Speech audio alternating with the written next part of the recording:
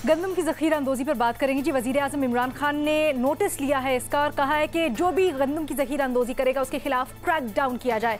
Chief secretary Punjab ने बताया कि पंजाब हुकूमत ने स्टॉक से गंदम निकालना शुरू कर दिया है, लेकिन सिंध के चीफ सेक्रेटरी ने बताया कि सिंध हुकूमत ने अपने स्टॉक से गंदम निकालना शुरू नहीं किए और ना ही सिंध हुकूमत की जानिब से कोई सब्सिडी दी जा रही है।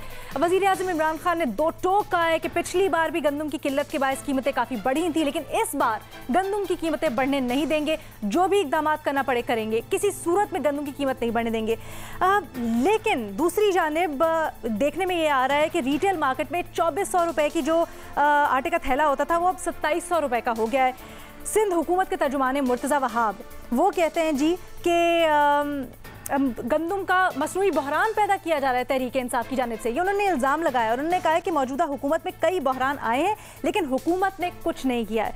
इससे मुतल्लिक हमारा अपने एनालिस्ट से सवाल ये है कि दोनों में से किसका बयान या किसका मौक़िफ़ ज़्यादा तगड़ा है, दुरुस्त है? वज़ीर आज़म इमरान खान जो कि यकीन दहानियाँ करवा रहे हैं कि इस दफ़ा नहीं होगा, और दूसरी जानिब मुर्तज़ा वहाब साहब जो कि इल्ज़ाम आयद कर रहे हैं कि ये हुकूमत की वजह से हो रहा है। तो मुनीर फारूक साहब, आपको क्या लगता है? जिम्मेदारी तो फिर हुकूमत की है, इमरान खान साहब की हुकूमत, और ख़ास तौर पे पंजाब के अंदर वहाँ इमरान खान साहब हैं, यहाँ उस्मान बुज़दार साहब हैं, तो जवाब तो फिर इन्होंने ही देना है। और खैबर पख्तूनख्वा में बुज़दार प्लस हैं यानी कि महमूद खान साहब हैं, जवाब तो इन्होंने ही देना है, इन्होंने ही इन्फोर्स करवाना है। अगर महंगी हो रही है और वज़ीर आज़म के इस दावे के बरक्स हो रही है तो फिर उसकी ज़िम्मेदारी किसी और की तो नहीं है, वो तो प्योरली एक गवर्नेंस इशू है, एडमिनिस्ट्रेटिव इशू है।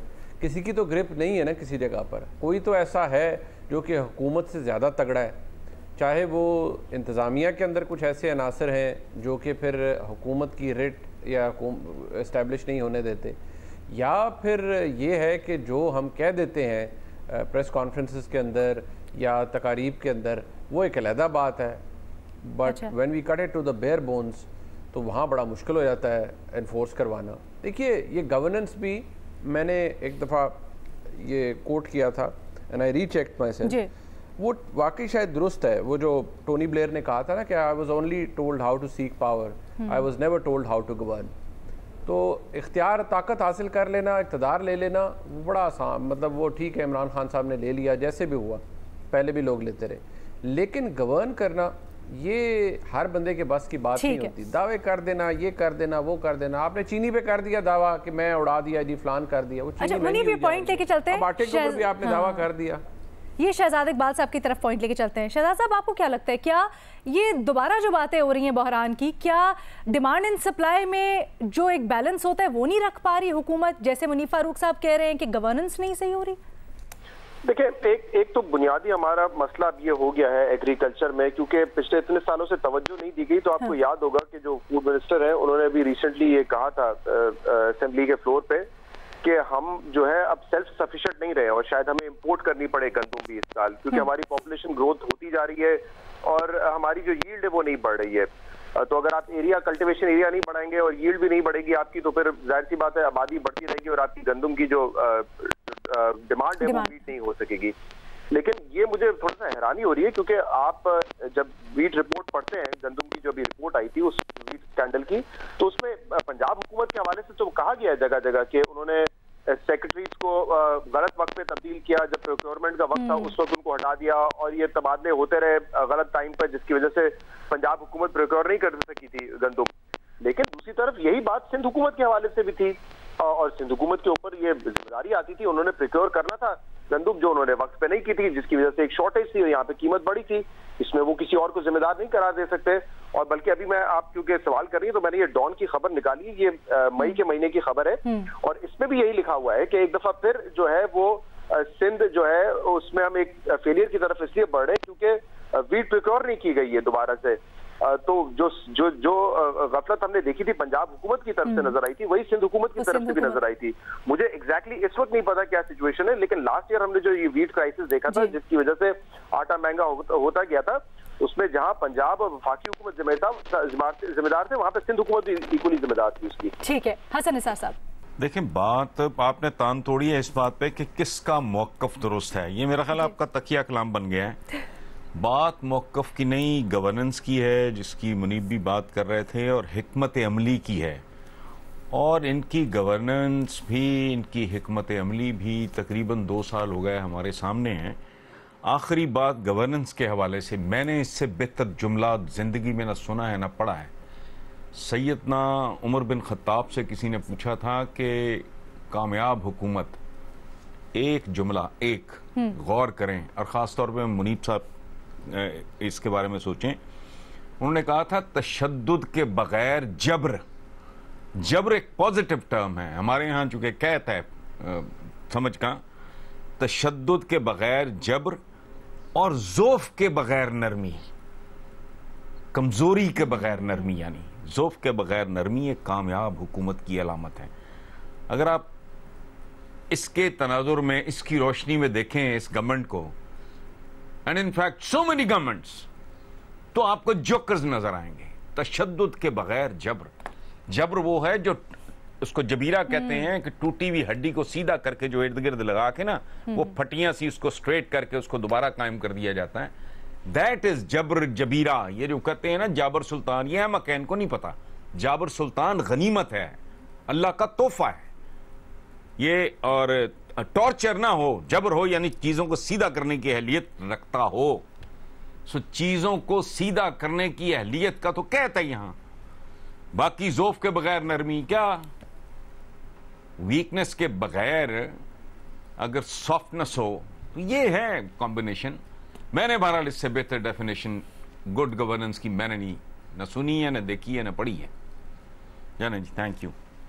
इरशाद भट्टी साहब। देखिए मैडम शेख, पहली बात तो वही घिसी पिटी बात कि अगर हुक्मरानों के और हमारे स्टोर और बाज़ार एक होते, अगर हमारे अस्पताल एक होते, अगर हमारे नलके एक होते जिस पर हम पानी पीने थे, अगर हमारे स्कूल एक होते जिसमें हमारे और उनके बच्चे जाते, तो आज आधे मसाइल ना होते। दूसरी बात, अगर हुकूमत दवाइयों वाले स्कैंडल के मुजरमों को हवालात में पहुंचा देती तो आटा गंदम का मसला ना होता। अगर आटा गंदम वाले जेल चले जाते तो चीनी बहरान ना होता। अगर चीनी वाले मंतकी अंजाम तक पहुंच जाते तो निजी बिजली घर डाकों कम अज़ कम रुक जाते। और अगर निजी बिजली घर डाके वाले कहीं पहुंच जाते तो ज़ख़ीरा अंदोज़ी, महंगाई और ये आज हम रोना रो रहे हैं, ये ना होता। अब पूरे मुल्क में हाल ये है कि गंदम 1400 रुपये फ़ी मन ख़रीदी किसानों से और 1600 भी बिक रही है फ़ी मन, 1800 भी बिक रही है फ़ी मन, 2100 भी बिक रही है फ़ी मन। अब चीनी 90 रुपये किलो है इस पिंडी में, 90 रुपये किलो। ये हम टीवी टॉक शो में कहते हैं 82-90 रुपये किलो। आटा 20 किलो का थैला 1100 का हो गया है। प्याज 20 रुपए से 50 रुपए फी किलो चले गए हैं। कुकिंग ऑयल जो 5 लीटर था 750 से 1300। दाल चना 100 से 200। अच्छा, वजीर आजम साहब ने कल फिर कहा है मिलावट, स्मगलिंग, जखीरा अंदोजी, महंगाई के खिलाफ क्रैकडाउन करें, किसी को ना छोड़े। ये करना किसने है? पंजाब में बुजदार साई ने, केपी में टीम ने। मुझे क्विकली क्लोज करना है। दोनों क़यामत तक नहीं कर सकते। आखिरी बात मैडम शेख, आखिरी बात दोनों क़यामत तक नहीं कर सकते। ये होता है जब आप कमजोर और बोलने लगाते हैं। जिली इंतजामिया ने करना है, ब्यूरोक्रेसी बिल्कुल काम नहीं कर रही, हर जगह ठंड प्रोग्राम है। 24 किलोमीटर वाले, आखिरी बात है, इस्लामाबाद का ये हाल है कि कल के इलेक्टर के खिलाफ हुकूमत धरने दे रही थी। असद उमर और उमर अयूब बैठे हुए थे धरनों में। कराची वालों तो आप बात ही ना कराए ना, असद उमर ने हमें यकीन दहानियां करवाई थी कि पीर से नहीं होगी लोड शेडिंग। ये मामला ऐसे ही लेकिन फिर भी लोड शेडिंग हो रही है और जीरो लॉन लाइसेंस वाले इलाकों में हो रही है। मजहर अब्बास साहब, आपका पॉइंट। देखिए, ये बड़ा दिलचस्प कार्टेल है और ये पिछले 40-45 साल से है। आप नोटिस लेते रहें, मैं नोट लेता रहूं। ये बड़ी पैरेलल माफिया चलती है। एक तरफ दिखाओ लोगों को कि देखें नोटिस ले लिया, और ये सिर्फ आज का गवर्नमेंट नहीं, ये कई गवर्नमेंट्स की बात है। और दूसरी तरफ आप अपना कारोबार जारी रखो, बाद में शेयर कर लेंगे। जिस तरह अभी कहा कि दवाइयों का नोटिस लिया गया, दवाइयों के नोट्स ले लिए गए। पेट्रोल का नोटिस लिया गया, पेट्रोल में नोट ले लिए गए। जो चीनी का नोटिस ले लिया गया, चीनी में नोट ले लिए गए। तो आपको क्या देखिए किस तरफ आपको ज्यादा लगता है कि देखिए ये गवर्नमेंट्स के मसले नहीं होते हैं, ये मरकजी हुकूमत हो या सूबाई हुकूमत हो। हमारे पास वक्त यहाँ पर प्रोग्राम में खत्म हो गया। आपसे कल दोबारा मुलाकात होगी। अल्लाह हाफिज।